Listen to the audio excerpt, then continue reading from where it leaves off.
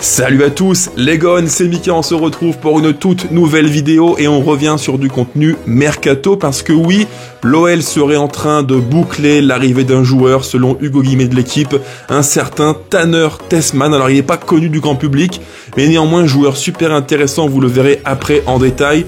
Milieu de terrain plutôt défensif central, américain, 23 ans, né en 2001, pour être très précis à Birmingham en Alabama, si vraiment je suis très précis. Grand gabarit, 1m88, un joueur qui a un profil vraiment intéressant, même si un tout petit peu, faut le dire, atypique, et on verra ça en détail juste après. En tout cas, l'OL recrute dans un secteur que j'ai tant et tant décrié, donc vous imaginez que je suis forcément content de voir que l'on s'active enfin, parce qu'il était quand même largement temps à quasiment 7 jours de la fin du mercato. Enfin, l'OL renforce un secteur qui jusque-là me paraissait vraiment pauvre par rapport à l'effectif global. Mais avant de commencer les gones, n'oubliez pas, si vous aimez le contenu, pensez à liker, commenter, partager, activer la cloche et vous abonner parce qu'on est plus de 3017 dans mon souvenir, c'est grâce à vous. Je suis très fier, je le dis encore et encore, de compter autant d'abonnés. La chaîne n'a que 8 mois, 8 mois c'est rien, c'est infiniment peu par rapport à d'autres chaînes qui ont beaucoup plus d'expérience que moi, et en si peu de temps avoir 3000 abonnés, c'est juste fantastique. Donc à toutes et tous, 1000 merci du fond du cœur pour tous vos messages d'encouragement, de sympathie, de gentillesse, de bienveillance. J'ai franchement beaucoup de chance, et sur YouTube et sur Twitter désormais X, d'avoir autant d'abonnés qui sont juste sympas, bienveillants, au top. 1000 merci à vous les gones, je vous adore. Allez, on commence pour l'analyse du joueur, Tanner Tessmann, ce grand gaillard d'1m88, profil milieu défensif, mais vous allez le voir qu'il n'a pas un profil très classique, tel qu'on pourrait souvent le voir en Ligue 1, ces fameux numéros 6 qu'on appelle sentinelle. On est sur un profil vraiment différent, qui a des qualités très marquées, et vous le verrez aussi, quelques points faibles qui peuvent un peu m'interroger sur sa compatibilité, on peut le dire comme ça, avec Matic ou encore Tolisso et Mangala. On en reparlera après, c'est vraiment un point qui est très important. Mais en préambule, je tiens aussi à le dire les amis, je ne suis pas un expert du joueur, je l'ai vu, pour être très franc et transparent avec vous, 3 matchs au cours des JO, j'ai vu tous les matchs de la Team USA, j'en ai pas raté un seul, parce qu'à l'époque déjà on commençait un petit peu à en parler sur les différents réseaux, et donc au fil des JO, je me suis pris un petit peu d'intérêt pour le joueur, et j'ai voulu voir vraiment de quoi il retournait, et je n'ai pas été déçu, j'ai vu un joueur vraiment intéressant, mais là encore j'en parlerai après. Place d'abord un peu à ses caractéristiques principales, qui est Tanner Tessmann. Alors comme je vous l'ai dit, on a affaire à un joueur profil milieu de terrain défensif surtout, voire parfois central, mais un profil assez atypique. Alors à Venezia en série B, il a beaucoup joué en tant que milieu de terrain plutôt pointe basse en 3-5-2 avec 3 milieux de terrain, parfois en 4-3-3 pointe basse aussi, ou en 4-4-2 vers la mi-saison avec un double pivot. Ça veut dire qu'il est donc adaptable, il peut jouer dans différentes configurations, point positif très important. Et aussi, il faut le dire, lors des JO avec la Team USA, il était en 4-3-3, pointe basse, donc là encore dans un rôle plutôt reculé par rapport à ses deux compères milieu de terrain relayeurs. Donc on a affaire vraiment à un profil qui est intéressant, profil de joueur donc d'axe central et à vocation plutôt reculée. Même si, je vous le dirai après, vous le verrez pourquoi, il a une contribution offensive qui est franchement intéressante, mais qui peut aussi poser question. Alors maintenant, au rayon des grandes caractéristiques du joueur, alors je l'ai vu comme je vous l'ai dit au JO durant les 3 matchs de la Team USA, et moi il y a un point qui m'a marqué, qui m'a sauté aux yeux, c'est son jeu long que j'ai vraiment beaucoup apprécié, parce qu'il peut donner des ballons sur 40-50 mètres assez facilement, il peut assez loin, de longue distance, être très précis, ça c'est un point qui est vraiment intéressant, et on sait qu'à l'OL on avait un joueur jusqu'à maintenant qui était le meilleur dans le registre, c'est Tolisso qui a un très bon jeu long, et il fallait trouver quelqu'un qui puisse à son tour jouer ce rôle de relanceur, de constructeur sur du jeu long. Lui sait très bien le faire. Autre point fort qui m'intéresse grandement dans son profil de jeu et de ce que j'ai repéré au cours des matchs au JO, c'est qu'il a une faculté à prendre le ballon et sur 15-20 mètres enclencher une foulée, une course progressive pour faire gagner du terrain à l'équipe. Ça c'est un point qui est très intéressant parce que là encore, on le déplore trop souvent et moi le premier en débrief de match, on a une équipe dans le cœur du jeu qui est relativement statique, assez lente et lui, il a une faculté à prendre le ballon et à faire progresser par la course le jeu. Et d'ailleurs, il a a une faculté à participer au jeu offensif. Alors ce n'est pas un créatif, là encore il faut bien nuancer le propos. Quand je dis qu'il participe au jeu, je ne dis pas qu'il est à la création offensive des actions. Par contre, il contribue par sa présence, par ses courses et ses projections à créer du danger dans le camp adverse. Ça, il le fait très très bien, et il y a un grand nombre d'actions, et à Venezia en série B, et aussi au JO en sélection, où il s'est montré dangereux, parce qu'il a une faculté, une prépondérance pour être présent dans les derniers tiers de terrain, et apporter une vraie menace à la frappe du droit comme du gauche, parce que là encore, il faut le dire, on a affaire à un joueur qui est vraiment ambidextre, il est habile des deux pieds.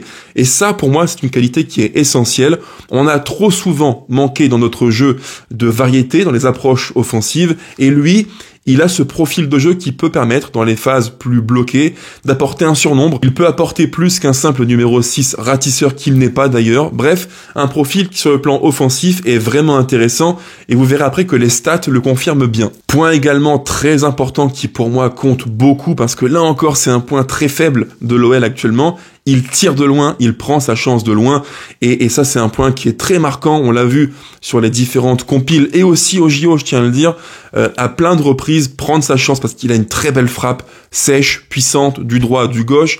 Et là encore, petite cerise sur le gâteau, si je puis le dire ainsi, c'est qu'il est plutôt bon sur l'aspect coup de pied arrêté. Et là encore, quand je vois le déchet de l'OL sur les différents coups de pied arrêtés que l'on peut avoir, c'est une plus-value qui est importante. Donc pour moi, dans l'aspect du jeu, dans l'aspect avec ballon, on a un profil qui est super intéressant. Et d'ailleurs, statistiquement, c'est confirmé, comme je vous l'ai dit. Je mets à l'écran un graphe de Lucas, que je salue. Lucas, abonnez-vous à sa page, à son compte Twitter, donc Lucas Compagnie 15, qui a proposé un graphique assez intéressant qui montre quels sont les grands points forts, les grandes caractéristiques de Tanner Tessmann. Et sans surprise, la data confirme exactement ce que j'ai vu durant les JO. On a affaire à un joueur qui a un profil élite, donc ce sont les bâtons très foncés en bleu que vous voyez à l'écran.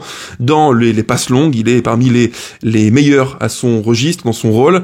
Il a aussi une caractéristique élite dans les courses offensives, donc il n'hésite pas à participer au jeu, à se projeter. Là encore, confirmation. Et enfin, il est élite dans les tirs sur coup de pied arrêté, ce qui montre bien qu'il a encore une fois une caractéristique assez forte dans cet exercice qui est vraiment important dans le football d'aujourd'hui. Maintenant, au rayon des défauts, parce qu'il y en a aussi. Faut pas se voiler la face, on n'a pas affaire à un joueur parfait, sinon il n'irait pas à l'OL, il serait ailleurs. On a affaire à un joueur qui, sur le plan défensif, montre des lacunes. Et là, je repense au match de l'équipe de France de Thierry Henry au JO contre la Team USA, et j'ai vu durant le match, je ne vous le cache pas, des défauts qui, pour moi, sont assez marqués. Parmi lesquels, peut-être le plus grand défaut à mes yeux, une forme de, on peut le dire, un peu de légèreté dans les duels défensifs. Je n'ai pas vu en lui un joueur âpre qui aime bien aller au duel. Ce n'est pas un duelliste du tout. Il n'est pas l'un des meilleurs quand il faut aller récupérer, gratter les ballons. Ça n'est pas son registre. C'est un registre très très atypique, comme je vous l'ai dit. Et pour moi, ça peut poser quelques problèmes dont je parlerai après. Deuxième point faible que j'ai pu repérer durant les matchs de Tessmann en sélection que j'ai vu, l'aspect donc récupération des ballons, parce que là encore, ça n'est pas un joueur qui récupère beaucoup de ballons. On n'est pas sur un profil de sentinelle façon Ligue 1 à la française classique, très grand, puissant, costaud, qui va ratisser les ballons. Ce n'est pas un Gonalon, clairement. Ce n'est pas un profil Alou Diarra, pas du tout. On est sur un profil très très différent et qui est vraiment atypique. Et enfin, troisième défaut qui pour moi est important, que l'on voit, que l'on repère très vite visuellement parlant, c'est sa lenteur. C'est un joueur qui est assez lent dans la gestuelle. On n'a pas affaire à un joueur très très dynamique, même s'il participe beaucoup au jeu par la course et qu'il est donc relativement mobile. Tout ce qu'il fait est fait sur un rythme assez lent, parce qu'il est grand, il est assez costaud, et donc mécaniquement, physiquement, il n'est pas aussi fluide et rapide plutôt qu'un Cacré. C'est assez logique. On a affaire à un profil très très différent, plus costaud, plus grand. Donc, ça comporte aussi quelques limites. Et ça, c'est un point qui peut aussi interpeller. On sait que dans le cœur du jeu à l'OL, on a plein de profils qui sont relativement lents et qui ont du mal parfois à agir vite. Tolisso, Matic par exemple. Est-ce que Tessmann peut être ce joueur qui va accélérer le jeu ? Bon, j'ai un peu de doute. On nous avait dit dans la presse que l'OL ciblait un profil plutôt box-to-box, porté vers l'avant, qui presse et contre-presse. Pour moi, je vous le dis franchement les gones, on n'a pas du tout affaire à ce profil-là, en tout cas de ce que moi j'ai vu. Je peux me tromper, je le dis de façon humble et modeste, je n'ai vu que 3 matchs, ce n'est pas assez, mais de ce que j'ai vu moi, on n'a pas affaire à un joueur d'impact, de dynamisme, de verticalité. Ce n'est pas un joueur qui va aller presser à la perte de ballon, alors il peut le faire, mais on n'a pas affaire à un profil de joueur qui est top dans ce registre-là. Et ça me pose question sur son utilité à l'OL, comment le faire jouer, dans quelle configuration et surtout avec qui. À mon sens, il n'y a pas 10 000 solutions. Alors, on peut le faire jouer en 4-3-3 comme il le fait en sélection, donc pointe basse, mais là, dans ce cas-là, quid de Matic? Ça me paraît difficile de le faire sans lui parce qu'on sait que Matic, malgré les défauts qu'il peut avoir de lenteur gestuelle et de physique, c'est un joueur qui gère le tempo, qui est plein d'expérience et qui rayonne par son charisme, son leadership, son aura sur le groupe. Pour moi, c'est très important. Donc faire sans Matic, c'est quasiment pour moi à l'instant T impossible. Donc j'imagine que les deux seraient au mieux associés. En 4-3-3, dans un rôle de relayeur, bon, il peut le faire, mais à mon sens, ça n'est pas là où il sera le meilleur. Je le préfère plus bas et ensuite pour se projeter vers l'avant, balle au pied. Là, je pense qu'il est excellent. Dans un rôle dos au jeu où il faut parfois être dans des petits espaces et se dépêtrer du marquage de 1 ou 2 joueurs, ça me paraît plus difficile. Autre supposition, peut-être un schéma à 2 au milieu de terrain, donc un double pivot, 4-2-3-1 ou 3-5-2, qui pour moi serait une idée assez intéressante, parce que je l'imagine vraiment bien avec un joueur qui peut combler ses lacunes défensives. On n'a pas affaire, comme je vous l'ai dit, à un profil de 6 classique, gratteur, ratisseur, récupérateur, mais un profil plutôt de projection. Les plus anciens pourraient le comparer, ceux qui ont comme moi plus de 30 ans, à un certain Michael Carrick des débuts. Rappelez-vous à l'époque, Carrick, quand il débute en Angleterre, il a ce profil de milieu de terrain assez porté vers l'avant, qui jouait à l'époque numéro 10 d'ailleurs, et qui après a reculé au fil du temps, mais à l'époque, il avait ce profil de jeu-là, un profil très fort dans le jeu long, qui se projette beaucoup, et qui marque parfois des buts. Je pense qu'on a affaire à ce type de joueur-là, un peu un Michael Carrick des temps modernes. Donc là, peut-être, voyez-vous où je veux en venir, pour moi, il y a un profil intéressant avec Tessman, mais peut-être pas le profil idoine parfait pour accompagner Matic. Matic est intéressant quand il faut gérer le tempo, mais il lui manque une dimension physique,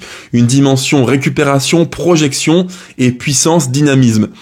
Tessman coche quelques cases, projection par exemple, mais pas toutes les cases.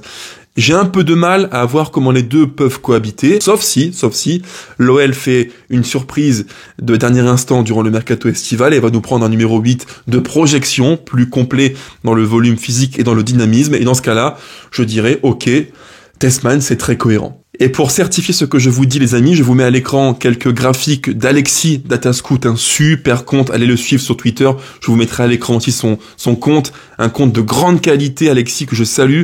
Quelques graphiques, quelques radars de comparaison entre Tessman et nos milieux de terrain actuels, parmi lesquels Cacré, Tolisso et Matic.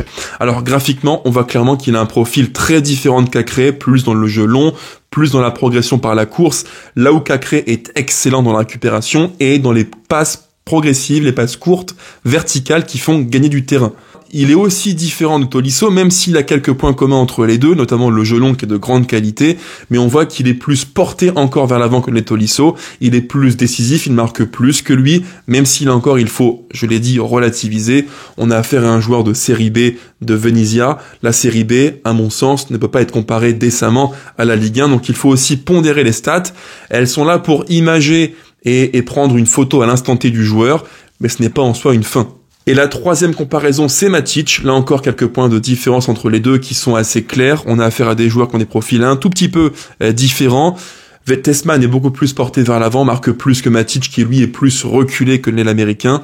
Et surtout, dans les courses progressives, Tessman est beaucoup plus impactant que l'est Matic. Mais là, c'est très très logique. Il n'y a pas de surprise à se dire que Matic est un joueur de temporisation qui contrôle le jeu dans une position plus reculée. Là encore, zéro surprise. Et comme vous le savez, j'aime bien avoir, quand je ne connais pas parfaitement un joueur, car je ne suis pas un acteur, j'aime bien avoir un point de vue d'expert sur le joueur. Donc, j'ai demandé à Team Serie A son point de vue, leur point de vue sur le joueur. Alors, ils l'ont vu notamment en fin de saison, lors des matchs d'accession à la Serie A, et ils m'ont dit, Mika, lors du match de barrage pour l'accession à la Serie A, on a vu que lui.